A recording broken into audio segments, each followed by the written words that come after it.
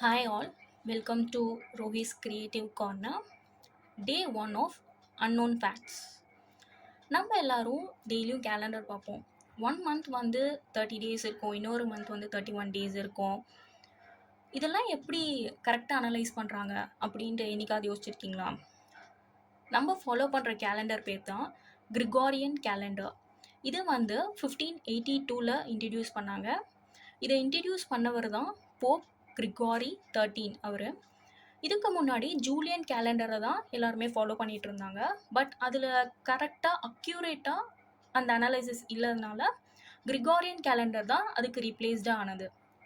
But இப்போ வரைக்கும் எல்லா கண்ட்ரீஸும் கிரிகாரியன் கேலண்டராக அஃபிஷியலாக பர்பஸ்க்கு வந்து ஃபாலோ பண்ணிகிட்ருக்காங்க. பட் இன்னும் 4 கண்ட்ரீஸ் வந்து இதை வந்து அஃபிஷியலாக யூஸ் பண்ணலை. அவங்க ஓன் கேலண்டர் தான் யூஸ் பண்ணுறாங்க. அதில் வந்து ஃபர்ஸ்ட் வந்து எத்தோப்பியா, செகண்ட் வந்து நேபாள், தேர்ட் வந்து ஈரான், ஃபோர்த் வந்து Afghanistan. So question of the day வந்து நம்ம இந்தியாவில் ஃபாலோ பண்ணுற கேலண்டர் நேம் என்ன? உங்களுக்கு தெரிஞ்சால் கமெண்ட் பண்ணுங்கள். அதாவது தமிழ் மாதம் இருந்த கேலண்டர்.